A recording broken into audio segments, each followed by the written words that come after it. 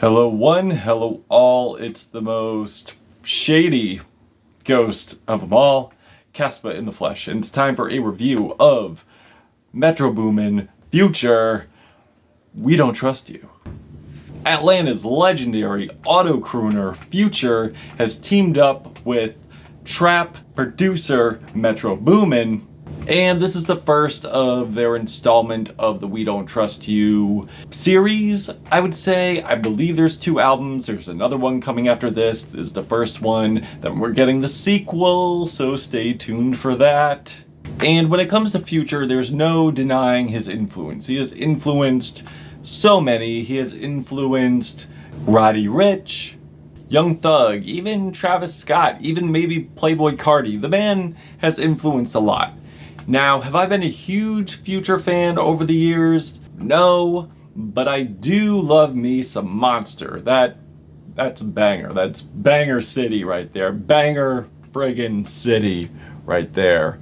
And I do enjoy Wizard. I enjoy how colorful that album is. I do enjoy how psychedelic that album is. I think Future came through with his best hooks on there yet. His last album though, I Never Liked You, I thought was okay. Granted, there were some bangers on there, but mostly it was just either Future by the numbers, spewing out toxic lyrics.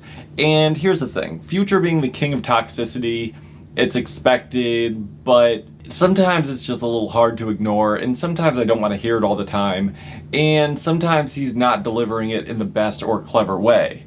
Luckily though, on here we don't get too much of that, with the exception of the song Runnin' Out of Time, which he's throwing everything I dislike about him in my face, with the terrible singing, with the goofy lack of melody that's on here, and also with the toxic storyline here where he even says some creepy shit about like turning on the locations so he could track her even when they're not together because he didn't trust her.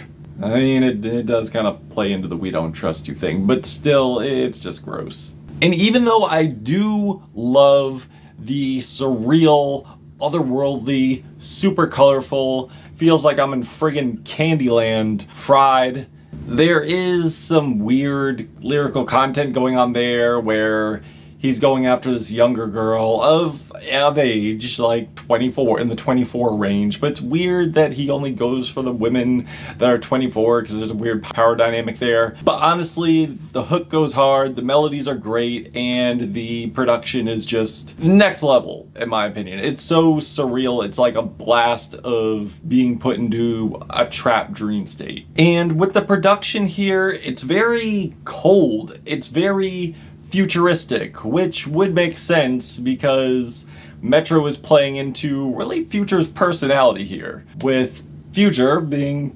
futuristic and with his alias being Pluto and having these beats so cold. It really does make sense that he would choose this type of texture and atmosphere for this production. Like on the opener, which is the title track, where the keys sound so icy. And I love the passages here. I feel they flow into each other nicely, especially how the synth horns bring out the triumphant feel and really complement the I'm back, return to form style Future, which lead greatly into the next track, Young Metro, where we get these angelic vocals from Abel and the echoing beautiful harmonies that I just feel give it a gorgeous ghostly feel.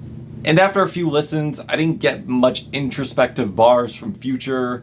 Sure, you got the drug talk. Sure, you got some personal stuff, but he doesn't really go too far beyond what we've already gotten from Future in this context. And there are tracks of him speaking of betrayal, but that's pretty much Future. You're gonna get songs where he speaks of how he's been done wrong. But when you have Future in general, what I'm really looking for is melodies that I could be enamored by, hooks that bang, production that gives me this otherworldly feel, and doing that consistently, that's what could make a great Future album. Energy too. Energy, hooks that bang, Production that takes me to another universe. That is what I want from Future. And with Metro's production, we certainly get quite a few bangers on here. And in the context of a trap album, I would say this complements it very well. And the hooks on here certainly keep me engaged, especially on Claustrophobic. And yes, you can make an argument that he's being materialistic here. He's not really breaking any new ground. But I love the production here. I love the ascending, heavenly, atmospheric chords, the booming beat, and Future really gives a clever wittiness to his braggadocious bars. And I do love the inclusion of the wavy melodies on here that feel like ocean of sound is just waving off of the production. And I feel the wittiness comes in where he says, just bought a larger car.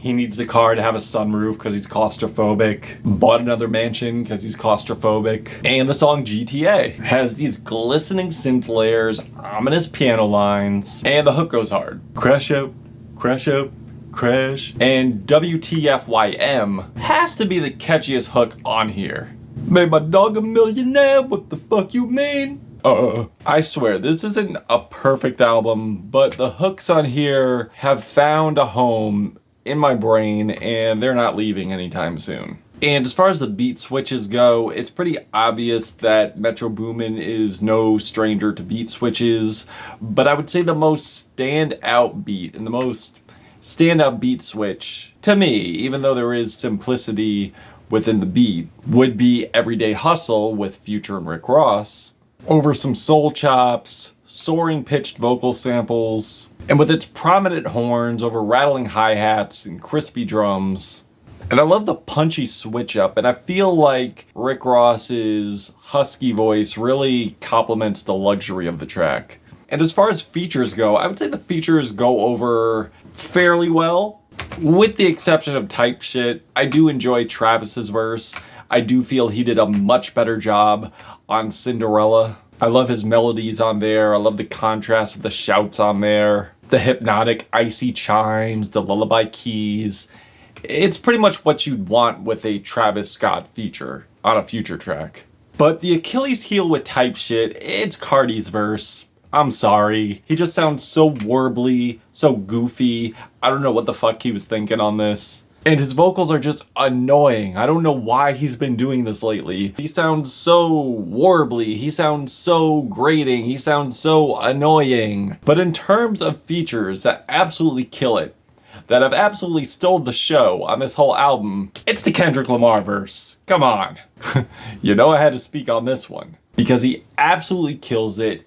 Taking shots, giving no mercy. And to give the backstory here, we've listened to All the Dogs. I reviewed it fairly. And there was a collab first-person shooter with Drake, of course, J. Cole. And Kendrick was mentioned on that song, aligned with him and Drake. And Kenny did not like that alignment. Not one bit. And to be paired up with them, I could understand the frustration. I could understand why Kendrick would want to distance himself from that. But to Drake's credit, he does have some good albums. I do love Take Care. I do love If You're Reading This, It's Too Late. I do enjoy some stuff from Cole as well. Don't love, but I do enjoy. But none of them, and I repeat, none of them have ever released something as thematic, creative, or forward-thinking as Good Kid, Mad City or To Pimp a Butterfly. None of them have that creative juice. None of them have ever taken the experimental route and taking the risks that Kendrick Lamar has that has differentiated himself from them. So conceptually, it makes sense to say Prince outlived Mike Jack as saying he's the Prince of the equation, they're the Michael Jackson of the equation, and no shade to Michael Jackson's music. Of course, Thriller's great. Of course, Off the Wall's great. Of course, Bad is great. But Sign of the Times, Purple Rain, 1999 are so experimental, so wild, and push so many boundaries that Michael Jackson could only dream of. And the bars here are lethal. Lost too many soldiers not to play it safe. If you walk around with that stick, it ain't Andre 3K. Think I won't drop the location. still got PTSD. Motherfuck the big three, it's just big me? For all the dogs getting buried. That's AK with all these nines, he gonna see Pet Cemetery. Oh man, and the fact Future had him featured on this, and the fact Drake had a song dedicated to Future on his last album, only to let Kendrick eat him alive on his album with no Drake feature. I would hope that would answer Drizzy's question of what would Pluto do? Now, there is something else I need to point out here, because in the midst of these tracks, we get these clips of an interview that Prodigy did as he was airing his grievances out of rappers who he thought were trash. And in the midst of that, and I know I can't speak to Prodigy directly because unfortunately he's no longer with us, but being the legend he is, I felt like this was kind of beneath him, and I felt like this was a corny part on Future to add Prodigy to the mix of this when he wasn't even a fan of Max B. So, given how he wasn't a fan of Max B, and if you've listened to Max B, you know his auto-croony style, which I'm sure paved the way for Future. So, given that, what makes you think that Prodigy would have enjoyed your music? And even with the placement of this, how you have this criticism, meanwhile you got Playboi Carti sounding like a befuddled meatwad on this album. So yeah, I don't think Prodigy would have rocked with Future. I was wondering, is there a reason to this? Is there a reason? Because I highly doubt this is gonna be like a T-Pab moment where he's playing him and then he's featured on the track. But no, Metro Boomin just samples a Mobb Deep song, and honestly it just leads to a forgettable Future track on here. So you got him dissing these rappers, and it's kind of pretentious to me because I get you have confidence in yourself, but who are you really better than? And of course I'm talking to Future here. Who are you really better than to have this sample to contextualize how other rappers are trash and you're not, when there are other rappers who are better than you, and the rappers that Prodigy is dissing you probably have looked up to. Pretty sure you've looked up to Cam.